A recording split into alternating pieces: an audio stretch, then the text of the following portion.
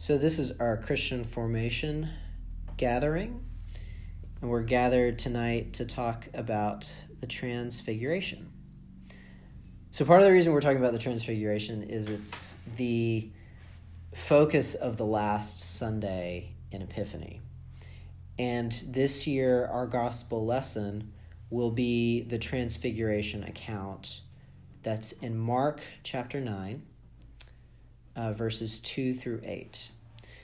Just as a note, the Transfiguration occurs in all the synoptic gospels, Matthew, Mark, Luke, the gospels that have the most similarities with each other.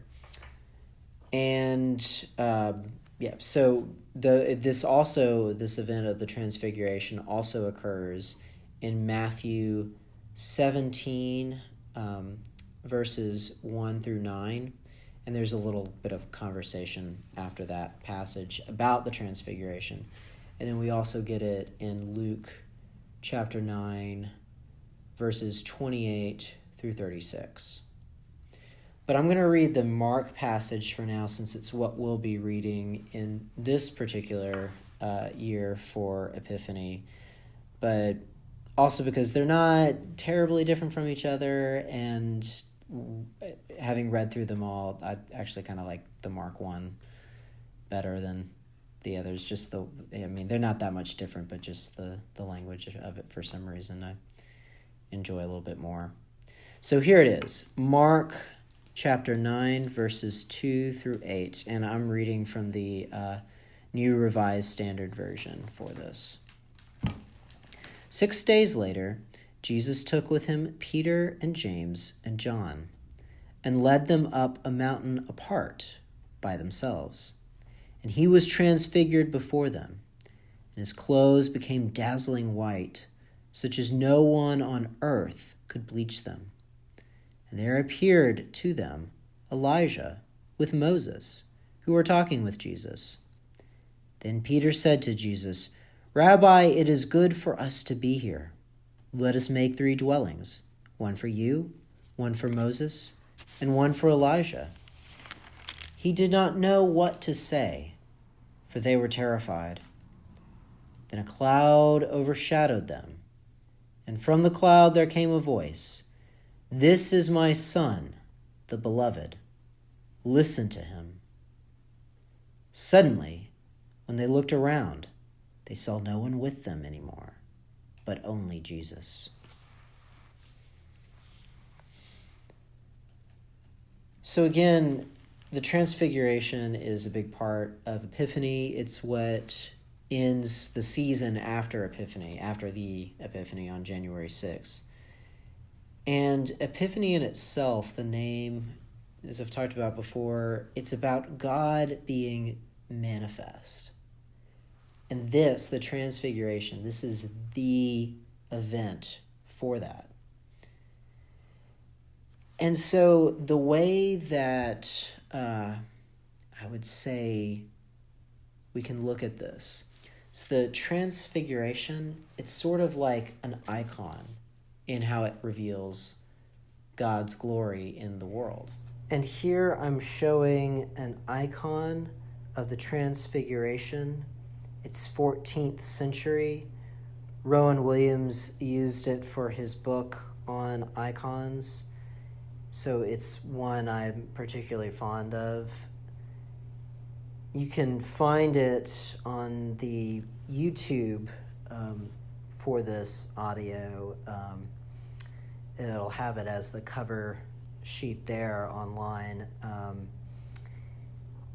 If you're listening to this on the podcast, you can go there from the link in the description and see that photo there.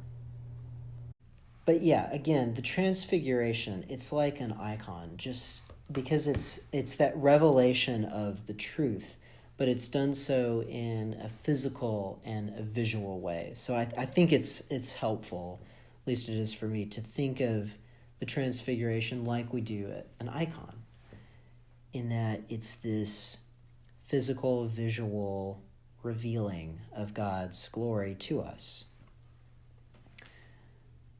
So in talking about that, what is this exactly an icon of?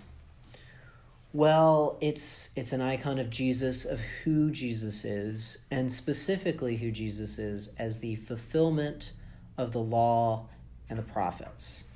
So I'm going to look at 2 verses real quick. And again, all of these verses are the NRSV. This is Matthew 5, verse 17. And this is Jesus talking. Do not think that I have come to abolish the law or the prophets.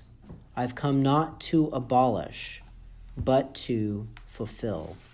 So we get here in Jesus' own words that he is here to fulfill the law and the prophets. Looking at John chapter 1, verse 45, which was what we went over a couple of weeks ago on Sunday with Nathanael, we get Philip finds Nathanael and says to him, and again, this is chapter 1, verse 45, we have found him about whom Moses in the law and also the prophets wrote, Jesus, son of Joseph, from Nazareth. So there, once again, like our passage in Matthew, we get that Jesus is fulfilling the law and the prophets. Matthew, we get it from Jesus himself. Here we get it from Philip to Nathanael. And again, this I wanted to add this particular verse too because we talked about it recently. So, the fulfillment of the law and the prophets. So Moses, in his being present, represents the law. And this one's pretty easy to see why, because Moses gave the law at Sinai. We also have Elijah present, who represents the prophets. You might ask, why Elijah? Well, part of what we'll be getting into in the next few weeks is why that is, why Elijah is the one that represents all the prophets. But a major part of that answer for why it's Elijah is because he's seen as a precursor to the Messiah, that Elijah will come first. We see this in a lot of the Gospels, but there's a little bit of a conversation at the end of the passage we read from Mark with the Transfiguration. So that's partly why Elijah is representing the prophets here, is because his coming back, he was so revered that his coming back was seen as one of the signs that the Messiah was come, and of course is here. So again, Moses and Elijah, they're both present with Jesus in the Transfiguration. So we've got this physical embodiment by their presence there of what it is that Jesus is fulfilling. That they are physically present representing both the law and the prophets. So thus, as I said before, the Transfiguration is a physical representation, a visual representation of who it is that Jesus actually is. Now, to note as well with this, we hear in all 3 of the gospel accounts that only Peter, James, and John are present for the Transfiguration. So why is it just them?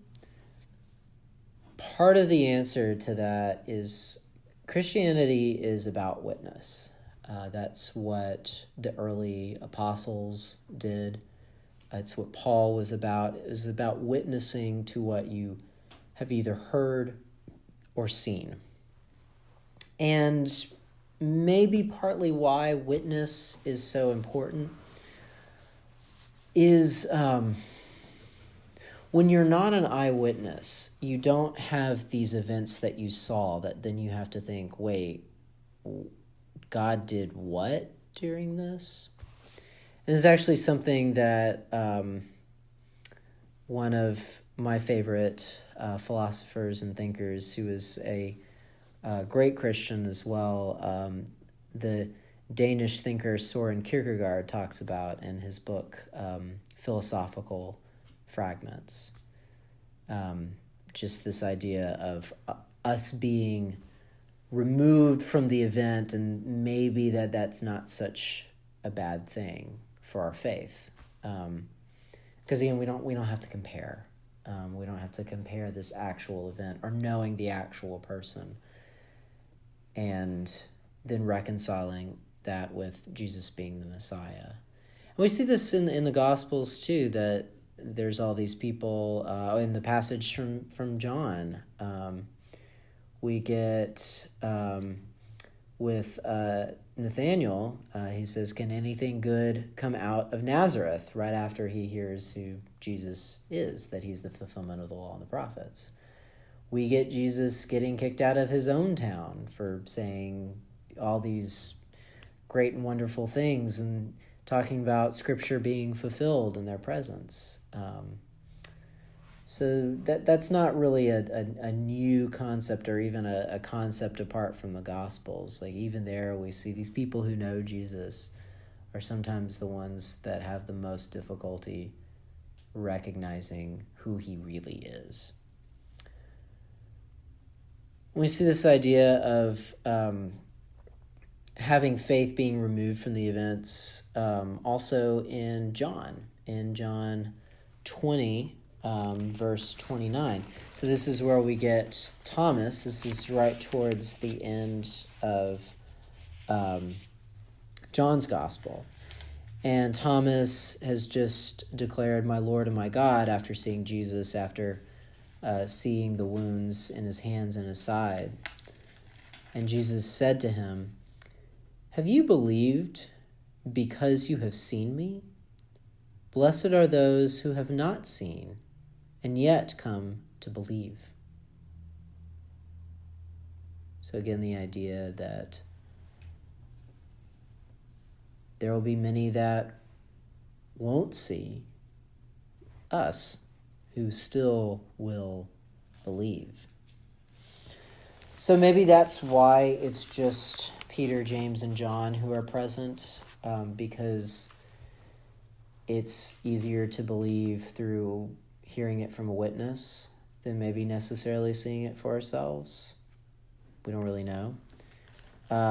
We could also ask, did the Transfiguration need to be exclusive? Did it need to just be these three people who saw it? Would more people have believed if they saw it? Would we be assured that more people would come to faith because they saw this event, that it was more than just three people? We don't really know.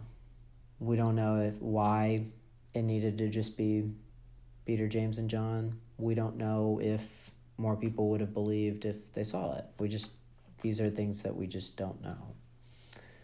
And that's part of the magic of the Transfiguration, that it's a mystery, that we don't fully understand what's going on here, that we don't fully understand what exactly happened here.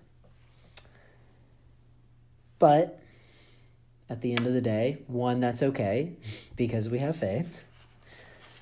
It's also okay because while we may not know why of the particulars, we may not know or understand the how of the particulars, how these two people who were dead come back, or why Jesus's clothes all of a sudden became this brilliant white. We may not understand the how of that, but we do know that the Transfiguration reveals who Jesus is truly and fully, which again is really what Epiphany is about God being manifest in the world. So we're going to continue this conversation, particularly looking at the law and the prophets, looking at Moses and Elijah with that, looking at why they're fulfillments of both the law and the prophets, and Moses being the law, Elijah being the prophets, and what those each mean for us as well. So that's what we'll be talking about in the future. Thanks.